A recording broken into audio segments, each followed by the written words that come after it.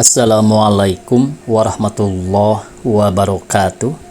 Pemirsa, di mana saja Anda berada, selamat berjumpa kembali dengan channel YouTube Insan Dongeng.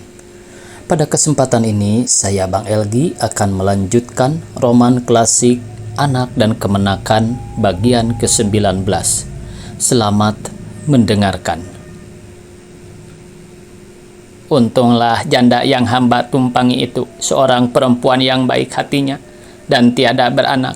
Ditahannya hamba di rumahnya dan diperlakukannya hamba sebagai anaknya.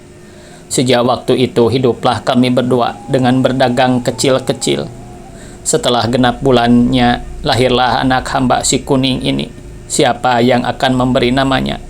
Karena bapaknya Sultan Pamenan telah meninggalkan kami dan hamba tiada tahu di mana tempat tinggalnya dan tiada berani pula datang kepadanya.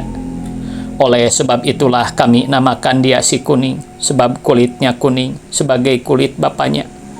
Setelah ia besar, teman-temannya menamakannya Mak Kuning atau Mak Acik Kuning, karena ia dituakan mereka dalam percampurannya sehari-hari dan karena kelakuannya, kata mereka, sebagai orang baik-baik. Setelah besarlah si kuning dengan pendidikan secara kampung, pindahlah kami ke Muara Anai.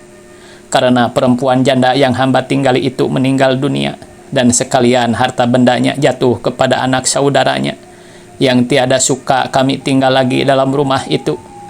Di Muara Anai inilah kami tinggal sampai sekarang.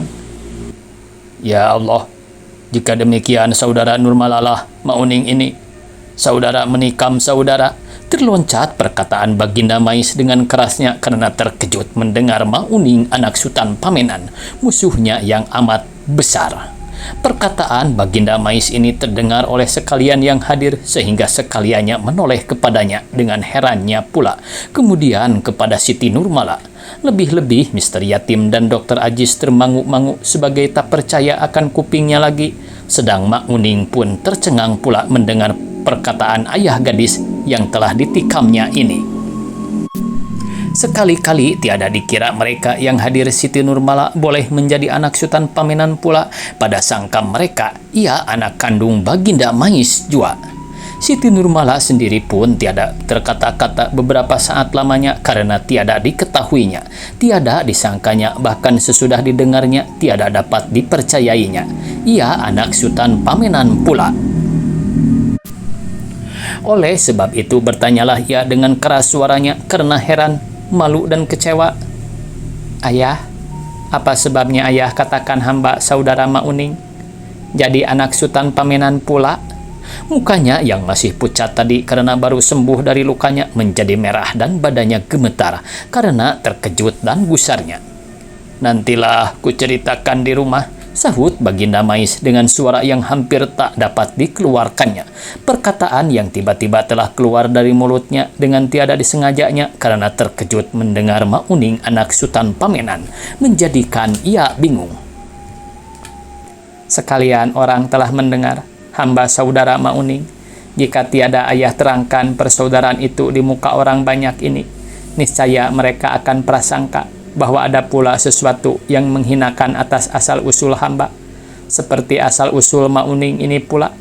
Atau benarkah ada pula keaiban atas diri hamba yang telah disebabkan Sultan Pamenan ini? Tanya Siti Nurmala dengan geramnya karena tak dapat menahan hatinya, sehingga suaranya bagaikan orang menangis. Oh, tidak Nurmala, sekali-kali tidak. Engkau seorang anak yang sah, tetapi memang anak kandung Sultan Pamenan. Waktu itu di gedung pengadilan tak ada yang berkata-kata atau bergerak pun selainnya daripada Baginda Mais dan Nurmala, karena tersemu dan heran mendengar rahasia yang sekali-kali tiada disangka-sangka mereka ini. Sedang Mr. Yatim pun berdiam diri membiarkan perbincangan sahabatnya Nurmala dengan Baginda Mais karena ingin hendak mengetahui rahasia gadis itu. Apalagi Dr. Ajis matanya mencelik dan mulutnya tersengih beberapa lamanya karena takjubnya mendengar rahasia yang tiada dikira-kiranya ini. Hanya Sultan Pamenanlah yang tiada berani mengangkat kepalanya melainkan tunduk berdiam diri karena sangat malunya. Baginda Mais terpaksa menerangkan asal-usul Siti Nurmala yang pada mulanya tidak dirahasiakannya benar-benar supaya gadis ini dapat diakuinya anak kandungnya. Tetapi sekarang setelah terlanjur mulutnya tak dapat lagi disembunyikannya supaya jangan timbul salah sangka yang boleh memberi aib nama anak yang disayanginya ini. Sebagai yang dikatakan Siti Nurmala tadi. Ibumu Upik Bungsu memang seorang janda Sultan Pamenan yang telah dikawininya dengan sah di Kurai Taji. Tatkala engkau masih dikandung ibumu, ia telah ditinggalkan dan ditalak oleh ayahmu Sultan Pamenan. Dan tatkala engkau berumur setahun, aku kawin dengan ibumu dan engkau kuakui anak kandungku supaya engkau berasa pula anak kandungku. Tiadalah kubukakan rahasia ini kepadamu jika aku tadi tiada terkejut mendengar Mauning yang telah menganiaya engkau, anak Sultan Pamenan pula, niscaya tiadalah akan terloncat perkataanku, dan tiadalah akan terbuka rahasia ini. Siti Nurmala terdiam mendengar asal-usulnya ini, tetapi pada mukanya tiada kelihatan ia malu atau berasa terhina berbapakan Sultan Pamenan dan bersaudarakan Mauning. Hanya Mr. Yatim yang tersadar pula akan asal-usulnya tatkala didengarnya rahasia sahabatnya ini. Rupanya mereka senasib dan seperuntungan, sama-sama tak tahu asalnya yang sebenar-benarnya dan bersangka orang lain ayah kandungnya. Sekarang Siti Nurmala telah tahu siapa ayahnya yang sebenarnya, tetapi ia masih harus mengakui tukang pedati Malim Batuah sebagai bapaknya. Perbedaan nasibnya dengan Siti Nurmala ialah karena gadis ini terdampar kepada seorang hartawan, sedang ia hanyut kepada seorang tukang pedati. Walaupun kemudian untunglah disambut oleh seorang bangsawan, tetapi sekarang nyata kebangsawanan ayah angkatnya itu tiada berguna baginya. Tak mungkinkah ia pun anak seorang bangsawan pula atau anak Sultan Pamenan ini pula yang tak mengenal dan tak tahu berapa dan siapa anaknya? Tiba-tiba Mr. Yatim terkejut karena mendengar ribut yang timbul dalam gedung pengadilan itu karena Mauning berdiri dari kursinya lalu mengangkat kursinya ini dan melemparkannya kepada Sultan Pamenan seraya berteriak dengan amat marahnya. Jahanam, karena perbuatanmu banyak perempuan yang terhina dan menderita dan anak-anak yang tersia-sia sehingga aku tiada kenal pada saudaraku sendiri. Baiknya tiada mati Nurmala kena tikamku. Walaupun aku seorang perewa, tiadalah aku akan menyia-nyiakan saudaraku, apalagi menganiaya. Lalu diburunya Sultan Pamenan hendak dipukulnya. Untunglah kedua pengawal yang menjaganya dapat memegang kedua tangannya sehingga tak dapat dilakukannya maksudnya ini. Oleh karena itu Sultan Pamenan menekurkan kepalanya karena malunya tiadalah kelihatan olehnya Mauning melemparkannya dengan kursi. Tetapi Datuk Gampo Alam yang awas yang duduk di sebelahnya dapat melihat bahaya itu. Dengan segera ia berdiri menangkap kursi yang dilemparkan Mauning itu sehingga tiada mengenai Sultan Pamenan. Tetapi Datuk Gampo Alam sendiri kena kursi yang dapat ditangkapnya itu sehingga bengkak kepalanya. Mr. Yatim dengan segera mengetuk mejanya menyuruh orang diam. Setelah tenanglah kembali hadirin dalam gedung pengadilan itu, bertanyalah Mr. Yatim kepada Ibu Mauning kalau ia hendak memperkarakan aniaya Sultan Pamenan ini atas dirinya. Tidak engku, apa gunanya, apalagi sekaliannya itu atas kerelaan hamba sendiri, bukan paksaan. Hanya hamba minta jika dapat anak hamba si kuning ini janganlah sampai dihukum. Karena ialah yang menghidupi hamba sekarang. Jika tak ada lagi ia, niscaya matilah hamba kelaparan. Mr. Yatim terdiam tiada menjawab. Dalam hatinya ia sangat belas kepada perempuan yang malang ini yang akan tersia-sia jika anaknya tiada dapat menolongnya lagi. Tetapi sebagai hakim ia tak boleh berlemah hati. Tiap-tiap kesalahan harus dihukumnya dengan seadil-adilnya. Sesudah ini tiadalah terjadi apa-apa lagi dalam sidang pengadilan. Pemeriksaan dapat diteruskan dengan lancarnya. Saksi-saksi memberi keterangan yang jelas yang tak dapat dimungkiri oleh Mauning, dan Mauning pun mengaku pula sekalian kesalahannya, sehingga pemeriksaan dapat diselesaikan dengan segera.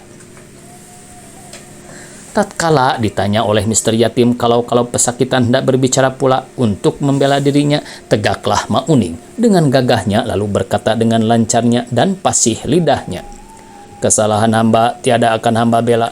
Hukuman yang akan Tuan jatuhkan ke atas diri hamba akan hamba terima, karena hamba yakin hukuman itu akan Tuhan berikan seadil-adilnya.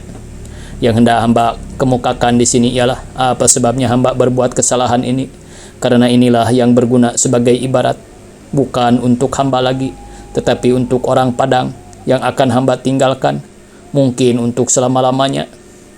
Sebagai nyata tadi yang sekali-kali tiada hamba sangka, hamba dan Siti Nurmala yang telah hamba aniaya itu adalah satu bapa, hanya ia lahir dalam jadah, sedang hamba lahir di luar jadah. Perbedaan kelahiran kami hanya inilah, tak ada yang lain. Ini pun apa artinya pada hakikatnya? Hanya sekadar penyaksian beberapa orang atas perhubungan laki-laki dan perempuan sebagai suami istri menurut sesuatu agama dan adat istiadat. Pada wujudnya keduanya sama. Tetapi mengapakah ia menjadi seorang yang baik, pandai, cantik, dan hartawan, dihormati dan dipandang orang, dikasihi dan dijunjung orang, berguna bagi masyarakat dan berfaedah bagi bangsanya, sedang hamba yang seturunan dengan dia menjadi seorang prewa yang buruk, bodoh, miskin, hina, sampah bangsa dan musuh masyarakat?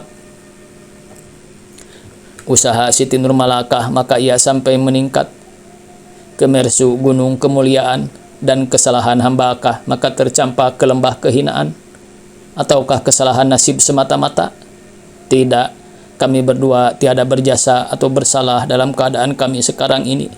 Kami sama-sama dilahirkan sebagai anak-anak yang tiada sadar akan dirinya dan sama-sama dibesarkan dengan tiada insaf akan untung nasibnya.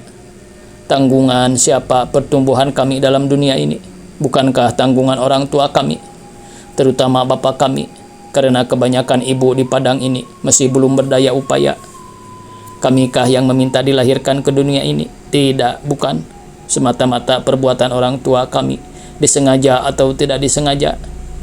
Setelah kami jadi, bukankah kepada mereka diwajibkan Tuhan untuk memelihara kami sampai kami menjadi manusia yang sempurna?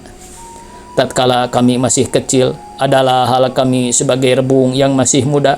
Jika baik pemeliharanya, tumbuhlah menjadi betung yang kuat, lurus dan besar, banyak gunanya dan mahal harganya. Tetapi jika tiada, hengkang bengkoklah ia menjadi bambu katai yang merana dan buruk, tiada berharga dan tiada berguna. Bahkan acap kali merintang tumbuh bambu-bambu yang lain, atau menjadi sarap yang mengotorkan. Sungguh pun demikian akibat dari asuhan orang tua kami itu. Benar atau salah, kami yang menanggungkannya, kami yang menjadi korbannya. Bukan ayah kami yang bersalah dalam hal ini. Siapa dapat mengatakan bahwa hamba tiada akan menjadi orang baik, pandai dan mulia pula kalau baik pendidikan yang diberikan kepada hamba? Mungkin hamba pun dapat mencapai pangkat tuan yang tinggi ini. Perkataan Mauning ini terasa benar oleh Mr. Yatim, karena ia terkenang pula akan untung nasibnya sendiri jika ia tiada diangkat anak oleh Hop Jaksa Sultan Alamsah dan dididik baik-baik. Tiadalah ia akan menjadi semulia sekarang, melainkan menjadi tukang pedati yang hina, bodoh, dan tiada berharga sebagai bapaknya Malim Batuah. Walaupun Mauning seorang buaya, tetapi perkataannya benar, tak salah sekali-kali. Hop Jaksa, Dr. Ajis, dan Siti Nurmala yang tahu benar hal ihwal Mr. Yatim harus membenarkan pula perkataan Mauning ini. Hamba bukannya tak kenal saja kepada saudara hamba. Mauning meneruskan pembicaraannya, tetapi telah hamba tikam pula dadanya. Hamba rampas perhiasannya, ia akan hamba cemarkan kesuciannya kalau dia tidak meminta tolong. Di situ Mauning terdiam sesaat sebagai sangat terharu pikirannya atas kelakuannya yang keji yang telah terperbuat olehnya atas saudara perempuannya sendiri. Mungkin disebabkan oleh keinginan hatinya sebagai seorang laki-laki yang sebatang kara hendak mempunyai saudara perempuan. Sekarang tiba-tiba diperolehnya keinginan hatinya ini, tetapi di dalam hal yang sedemikian ini pula. Tuan Hakim, katanya sesudah terdiam diri sejurus lamanya, walaupun hamba seorang perewa yang hanya tahu berjudi dan berkelahi, tetapi perasaan keluarga masih ada tersembunyi dalam dada hamba. Apabila harimau yang dikatakan galak itu tiada memakan anaknya, hamba yang masih suka dipandang sebagai manusia, yang dikatakan lebih mulia daripada binatang, harus merasa tiada patut memakan saudara hamba sendiri, apabila semut yang letak itu bersusah payah sampai mengorbankan nyawanya untuk mengumpulkan dan menyediakan makanan bagi anaknya yang akan lahir. Mengapakah manusia yang berakal budi itu menyia-nyiakan anaknya? Setelah anak ini menjadi orang jahat, menurut paham manusia yang cerdik cendekia itu, karena tiada diasuh dan dididiknya baik-baik, ia pula yang menghukum hasil pekerjaannya sendiri ini dengan penghinaan dan penderaan badan dan nyawa.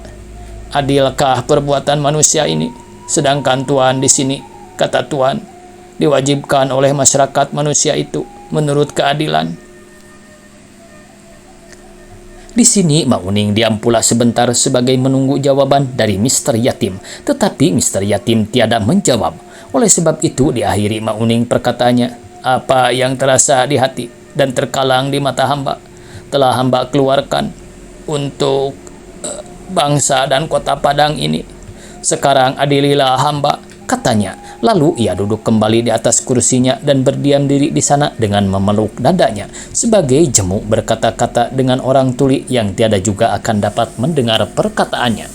Pada waktu itu dalam gedung pengadilan sunyi senyap, seorang pun tiada berkata-kata atau bergerak-gerak. Sekaliannya tercengang dan heran melihat kepada buaya muda ini yang berkata-kata dengan lancar dan fasih lidahnya sebagai seorang pengacara yang sedang menutur dalam majelis, mengeluarkan pikiran dan pendapat yang tiada disangka ada dalam hati seorang perewa, karena sekalian perkataannya itu benar tak dapat disangka lagi.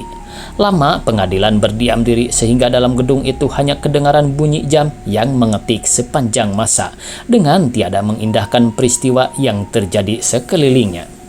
Sudah itu diperhentikanlah pemeriksaan oleh Mr. Yatim supaya dapat merundingkan kesalahan dan hukuman Mak Uning yang akan dijatuhkan mereka di ruang belakang.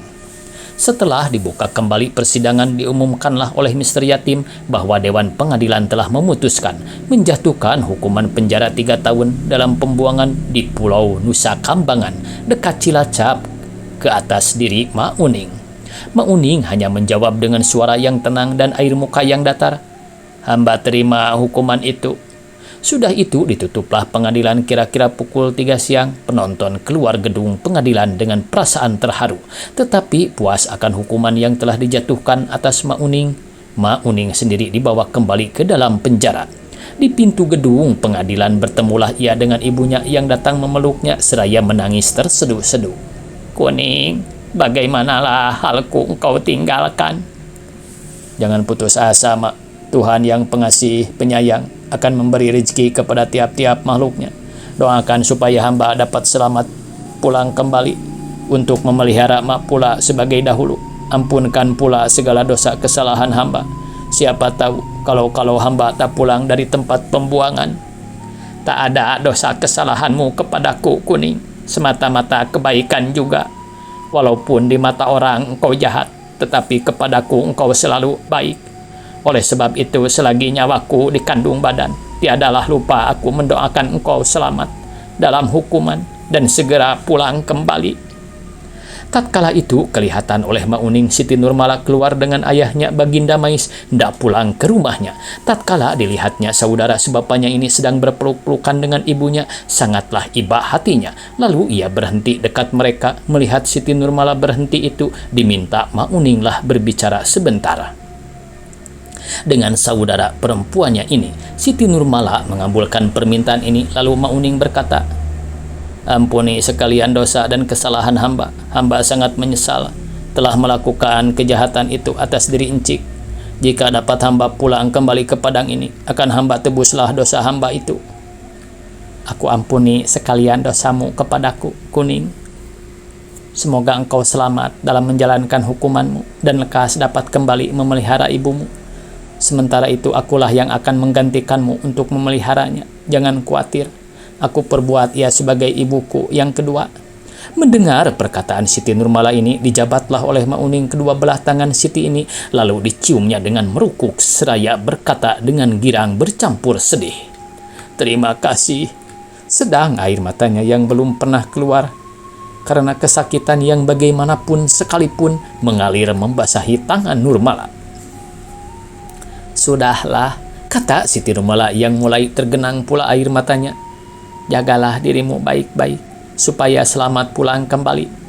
Ini uang sedikit untuk belanjamu di jalan. Nanti kukirimkan pula. Mari, Mak, pulang bersama-sama hamba ke rumah hamba.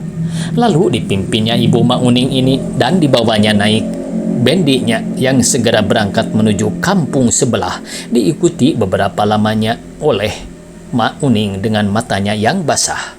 Sesudah Siti Nurmala dengan ayahnya, keluarlah Hop Jaksa Sultan Alam Shah dengan Mister Yatim dan Dokter Aziz sambil bercakap-cakap.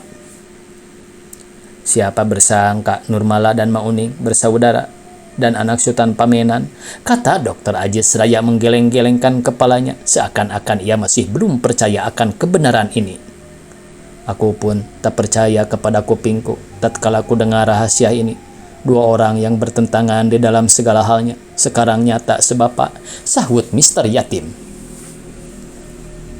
Dan siapa pula bersangka ia mempunyai pikiran yang baik seperti itu, kata Hop Jaksa.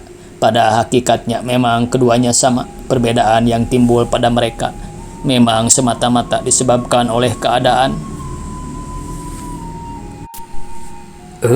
Waktunya habis pemirsa. Dicukupkan sekian. Semoga kita esok bisa berjumpa kembali. Billahi taufiq wal hidayah. Wassalamualaikum warahmatullahi wabarakatuh.